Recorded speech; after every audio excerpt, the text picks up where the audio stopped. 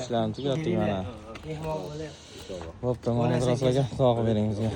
Allohim topgan tutganinglarga baraka bersin, ishinglar rivojini bersin. Olganinglar oltin bo'lsin ishqilib.